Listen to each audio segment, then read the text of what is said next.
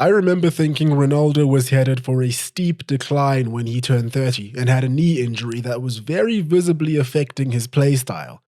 That was over 10 years ago. Fast forward to 2025, and he's the top scorer and winner of a competition for Portugal, even though everyone claimed that he was the one holding this new golden Portuguese generation back from greatness. He will be 41 years old and will almost certainly be at the 2026 World Cup. It's a tough day to be a Ronaldo hater. On the flip side, it's a good day to be this man. It's kinda zesty, my guy, but don't let anyone tell you how to live your life. Nuno Mendes is an absolute freak. He made Lamine Yamal look his age for the first time in his professional career. Just brilliant football all around. Hello everyone, hope you're doing well. Welcome back. This video only exists because I was not expecting the quality of football over the past couple of days to be so high, especially after such a grueling season. First the Spain-France game and then this Portugal-Spain game.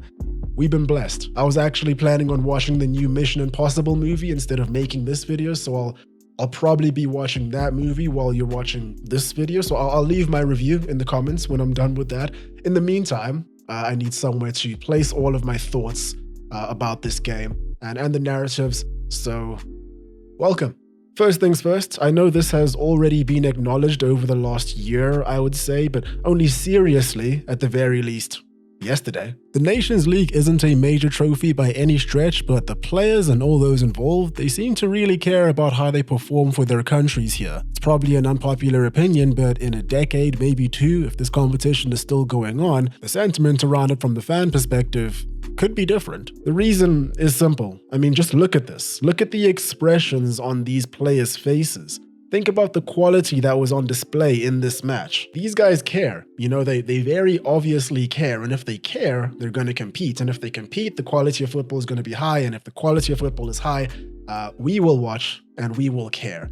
It's the same feeling that I feel about the Club World Cup. I could be proven wrong when it starts, but I firmly believe that a lot of these clubs really care about winning this competition and getting that prize money. We've seen it with Trent Alexander-Arnold moving to Real Madrid for, what, £10 million, even though he only had a couple of weeks left on his contract. Yeah, these guys are going to care. And when the actual game starts, if the quality of football is high, people will be watching. On to Portugal.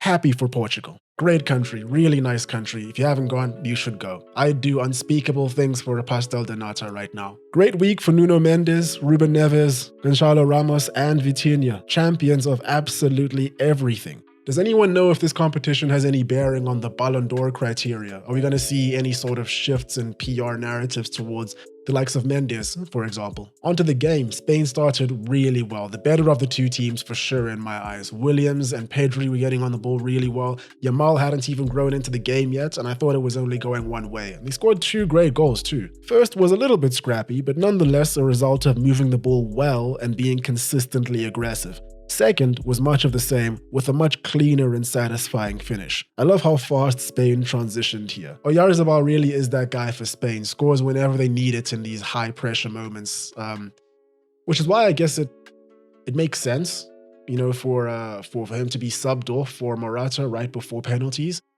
A man very well known for keeping composure. Anyway, more on that later. Nuno Mendes, the biggest point. What a player this man is. I was reading up a little bit about him before making this video and I found some interesting information. I saw that his role models growing up were Cristiano Ronaldo and Marcelo, and that he only started playing football seriously at 9 years old. He was born in 2002.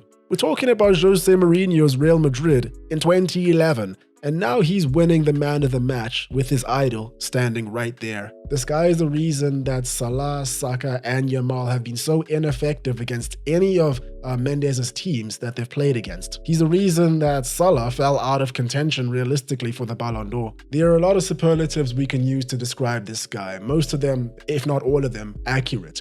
There's the explosiveness that he plays with, the confidence that he played with.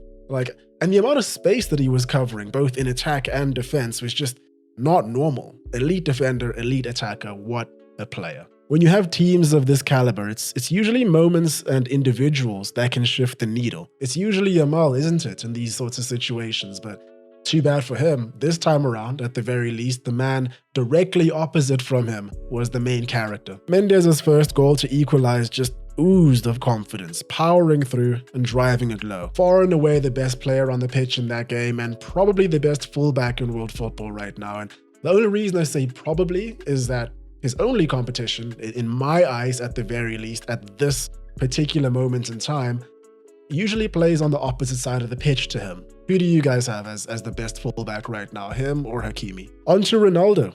The man goes off injured in an international cup final against a traditional Portuguese rival, and his team goes on to win with extra time needed. I've seen this one before. Scored in every round of this competition for Portugal, as a matter of fact, scored in 7 out of their 10 games, the entire way through to the trophy, and the games that he scored in included ones against Croatia, Spain, and Germany. Ronaldo's goal, Portugal's second of the night, was just all about instincts and experience. It reminded me quite a lot about one goal that he scored a couple of years ago, and I might sound like, I don't know, maybe a bit of a poser or pretentious saying this, but I'm owning up to it right now. It's a goal I think about quite a lot, and it's a goal that I think epitomizes the sort of player that Ronaldo became when he had to shift his gameplay after that injury to his knee. It's against PSG in the 2018 Champions League. The ball comes in from the left in a way he never anticipated. He's adjusted his body and then has to readjust, and at the very last split second gets his knee on it. The level of improvisation and the speed at which he adjusted everything to make sure that ball went in is just, it's something that stuck with me for a very, very long time. And I remember at the time there was quite a lot of debate about whether he meant this goal or not, but I think based on his body language and everything that happened afterwards, it's quite obvious to me.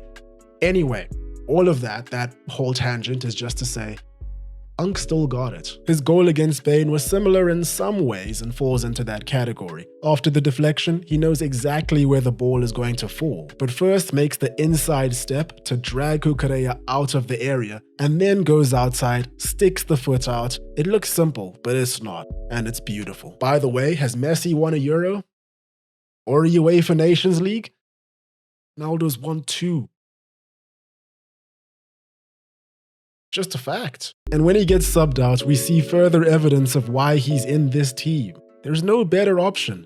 When Ramos came on for Ronaldo, he didn't really offer much more, even from a pressing perspective. And Ronaldo still presses, by the way. He's a bit more selective, and the team definitely has to work around him to make it work. But he does it. There was a goal he scored in the semi-final against Germany. It all comes from Ronaldo pressing and forcing errors. He did the same in the final. Spain's goals were so nice and intricate, but it wasn't enough. De La Fuente was even saying that Portugal were the toughest team that the Spanish side has faced in recent memory. As I said, Spain started off really well, but as Portugal grew into the game, it seemed like they were more into the moment than Spain was. Unai Simon didn't make a single save I can think of. Paro has never been much of a defensive fullback, and Mingueza, admittedly I haven't seen him play all that much outside of this game, but he didn't seem to gel that well with Yamal or offer him the support that he needed. And when the game went to penalties eventually, I was even more certain of who was going to come out on top. The only Portugal player that I wasn't 100% sure was going to make their spot kick was Ramos. And I think he was probably feeling the same, which is why he straight up blasts it down the middle. It's what you do when you're in doubt. Other than that, Ruben Neves, I know very well from his time with Wolves that the man is an absolute dead ball specialist. Bruno Fernandes he's Bruno Fernandes. You know, I'm a Manchester United fan. I know what the guy can do from a spot kick. Vitinha is the coolest customer on the planet. Nuno Mendes can do probably anything at this point. Spain decided to send out Alvaro Morata just before pens. He's a really good player. I've always maintained this when the subject comes up. He's not worth all the money that's been paid for him, I think, and you just shouldn't put him under that much pressure. He's never done well under pressure. This guy has openly admitted that he doesn't like living in Spain due to the pressure he feels on a day-to-day basis. I mean, he has a point. Some of the stuff the Spanish media has said about him and his family is crazy. I know that the Portuguese aren't entirely convinced of Roberto Martinez's ability to lead this team forward and really succeed at the highest level with them, but I wonder what the consensus is right now after that game. I thought he thoroughly outcoached De La Fuente. His substitutions were fantastic. His changes of shape as the game went on were really good. Rafael Leao was brought in at the perfect time, and he did really well on that left-hand side with Nuno Mendes. Renato Vega was also quite good. He saved a goal that wasn't actually going to be a goal because an offside was called, but he wasn't to know that when he was defending. I do think they could have built from the back a little bit more efficiently and avoided some of the pressing traps that Spain set for them, but they got the job done in the end. Any Portuguese or Portuguese supporters watching this, let us all know how he can improve or who should replace him. Like I said, Ronaldo will more than likely be at the World Cup next year, and he has a really good chance of going all the way. You know, this Portuguese side is immaculate. At the same time though, Portugal have a bit of a problem with dealing with expectations. What comes to my mind immediately right now is the 2004 Euro. Since the turn of the century, probably the best Portuguese side that we've seen, apart from this current one, of course, on paper is what I'm saying. And they choked in the final against a team they really should have beaten. It'll be really interesting to see how they fare going forward. And there we have it, just a quick one to talk about the match. Thank you to everyone that's shown a bit of support to the Apple podcast and the Spotify. I think that it's something that I want to work on quite a lot moving forward, and I've got a lot of content planned for it. So if you haven't, go ahead and check it out. That's all for me today. Hope you guys enjoyed. Hope you're having a great day. Cheers, and I will catch you in the next one.